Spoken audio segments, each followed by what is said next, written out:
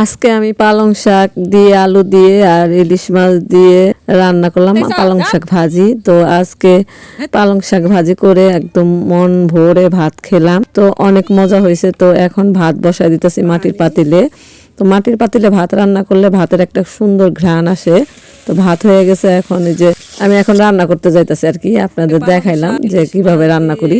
তো এটা হচ্ছে আমার চুলার পাড়ে টমেটো, পেঁয়াজ পাতা আর কি, আমি যে পালং শাক ভাজিটা করব সেটার জন্য আমি সবকিছু এই চুলার পাড়ে নিয়ে নিছি, যে রান্না করতে সময় যেন বাহিরে দৌড়াদৌড়ি না করতে হয়। সবকিছু একত্রে নিয়ে বসছি পানি টানি নিয়ে। এখন 10টা 11টা বাজে গেছে, তারপর দেখেন কত কুয়াশা, মনে হয় কি সকাল 6টা, আসলে কিন্তু 11টার মতো বাজে গেছে। রান্না করতে আসছি, এই যে ভাত হয়ে গেছে, এখন আবার এই যে পালং শাক এগুলা রেডি করছি, এগুলা আবার বসাই দেবো।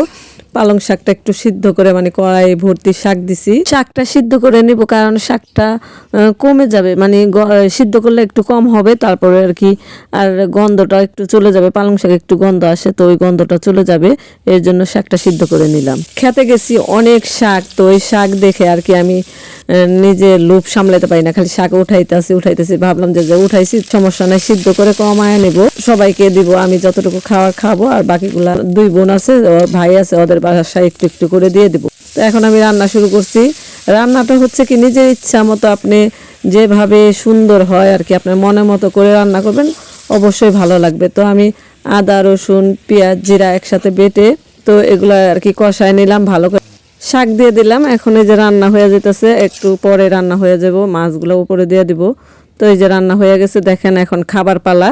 তো এই যে রান্নাটা কেমন হইলো দেখেন, এই যে দেখাইলাম কারণ এই যে এখান থেকে শাকগুলো আনছি। আর এই দেখেন আমার বাড়িটা তো সবাই চিনে। যদি ভিডিওটা ভালো লাগে সবার কাছে অনুরোধ রইল আমার চ্যানেলটা সাবস্ক্রাইব করে দিবেন, বেল আইকনটি বাজিয়ে দিবেন, আর বেশি বেশি শেয়ার করে দিবেন, অন্যকে দেখার সুযোগ করে দিবেন। আর সব আমার সাথে দেখেন একসাথে খাওয়ার জন্য কত মেহমান চলে আসছে, দেখেন ভাই আমাকে ভালোবেসে পাশে রাখবেন, সাপোর্ট করবেন ইনশাল্লাহ। আর দেখেন এখন আমি খাবো, আপনাদের দেখাই যে আমার বাড়িটা, আমি এখানেই বসে খাই, আমি একা মানুষ, আমার সাথে একসাথে বসে খাবার মানুষ না থাকলে কি অনেক মেহমান আসছে আমার সাথে খাওয়ার জন্য, ওটা দেখেন ভালো লাগবে। তো এখন এই যে খাইতে বসছি, দেখেন এই যে খাবারটা কিন্তু খুবই সুস্বাদু হয়েছে, যেমন করে রান্না করতে চাইছি মন আসলে ভালো হয়েছে, মন দিয়ে রান্না করলে অনেক ভালো লাগে।